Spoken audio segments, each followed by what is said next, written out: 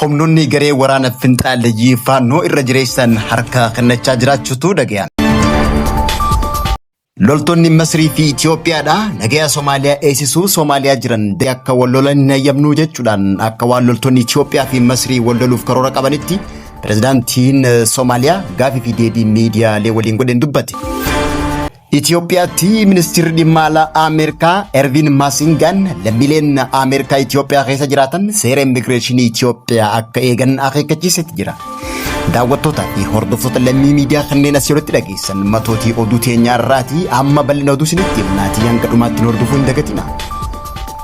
Gareen shororkeessaa faannoo Amaaraa dhiyeenya humna waraanaa raayyaa ittisa biyyaatti harka kennachaa jiraachuutu dhaga'ame. Akkuma ammaan dura gabaasaa turretti gaafa guyyaa wixataa fulbaana 22 bara 2025 gareen faannoo Gojjam humna meeshaa waraanaa guutuu wajjin uummatatti makamuudhaan guyyaa irraa fulbaana 24 bara 2025 raayyaa ittisa biyyaatti harka kennachuutu himame.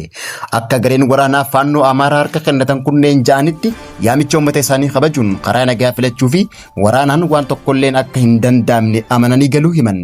Waggoota lamaan dabre kana keessa naannoo Amaaraa keessatti sababa rakkoo nageenyaatiin manneen barnootaa hedduun akkasumas bu'uuraaleen misoomaa hedduunis humnoota kanaan gubatanii turuun ni yaadatama. Haaluma kanaan dhiyeenya bara barnootaa 2018tti manneen barnootaa wayita banamutti sababa rakkoo nageenyaatiin daa'imman hedduun barnoota malee hafuun wal qabate naannoo Amaaraa aanaalee garaagaraa keessatti hiriirri daa'immanii nuti barnoota barbaadna jedhu bahuu jalqabeetti jira.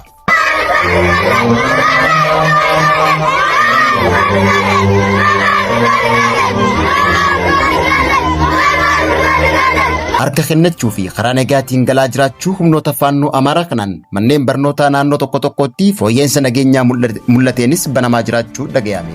Akka fakkeenyaatti Yuunivarsiitiin Maqdalaa Ambaa kaampaasiin Makaanaa Salaam sababa rakkoo nageenyaatiin waggaa lamaaf cufamee ture deebi'ee banamuuf qophiirra jiraachuun himame.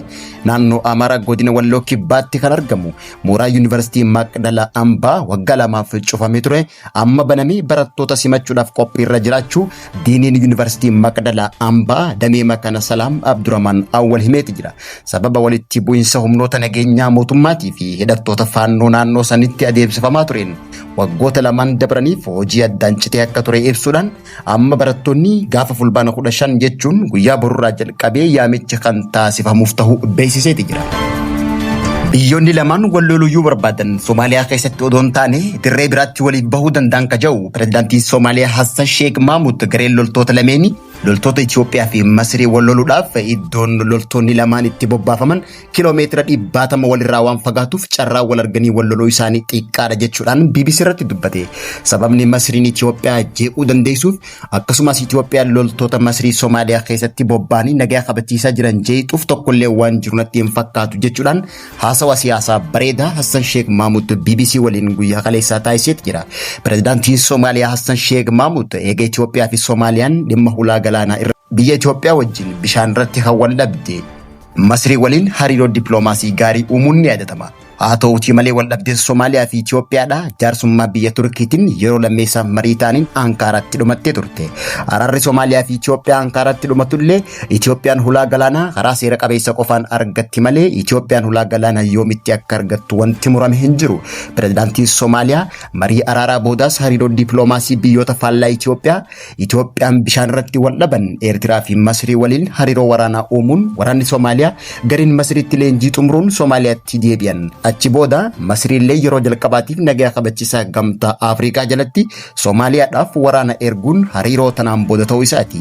Nagaa Somaaliyaa kabachiisuu keessatti waraanni Itoophiyaa gahee olaanaa qabaachuu Soomaaliyaan mataan isii akkasumas gamtaan Afrikaa yeroo garagaraatti qooda kaa'uufiin ni yaadatama. Garuu bara baranaa faallaa Itoophiyaa irraa waraanni ergamee fi amma waraanni biyyoota lameenii Soomaaliyaa keessatti argamu. Pirezidaantiin Soomaaliyaa Hassan Sheikh Mahmud hariiroon isaa biyyoota faallaa walii Eertiraa, Masrii fi Itoophiyaa waliinis hariiroon isaa akka gaariitti oofaa jira. Hassan Sheikh Mahmud dhiyeenya eebba hidhaaromsa guddicha Itoophiyaa irratti hirmaachuudhaan gammachuu qabullee ibsateeti jira. Kun ammoo tapha siyaasaa jabaa baha Afrikaa ta'utu hima. Lammiileen Ameerikaa jiraatanis ta'e kanneen daawwannaadhaaf Itoophiyaa dhufan seera immigireeshinii Itoophiyaa jajjabeessanii akka kabajan imbaasiin Ameerikaa magaalaa Finfinnee jiru lammiilee Ameerikaatiif fedhameet jira. Itoophiyaatti imbaasiin Ameerikaa Finfinnee jiru guyyaa kaleessa fulbaana 23 bara 2024 ibsa baaseen jijjiirama imaammata immigireeshinii Itoophiyaa irratti mul'achuu hime lammiileen Ameerikaa daawwannaafis haa ta'u Itoophiyaa jiraatan yeroo imala taasiftan seera immigireeshinii biyyattii laaffisaa jiraachuu hubachiise seera imaammata immigireeshinii biyyattii kabajuu akka qaban akeekkachiiseet jira. Lammiileen Ameerikaa seerota turtii isaanii Itoophiyaa turan beekuudhaaf fi qophaa'uun barbaachisaa ta'uu fi seera kana kabajuun barbaachisaa akka ta'e ministeerri dhimma alaa Ameerikaa Ervin Maasingaan akeekkachiiseet jira.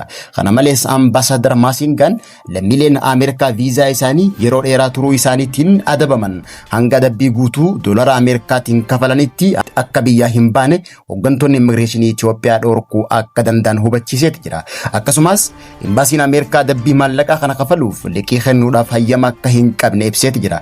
Adabbiin akka hin mudanneef lammiileen Ameerikaa viizaan turistii guyyoota 30 yookaan guyyaa 90 osoo hin xumuramin dura waajjira muummee immigireeshinii fi tajaajila lammummaa Itoophiyaa irraa dheereffamu viizaa yookaan hayyama jireenyaa yeroo baay'ee kaardii keelloo jaamuun beekamu akka gaafatan gorseet jira.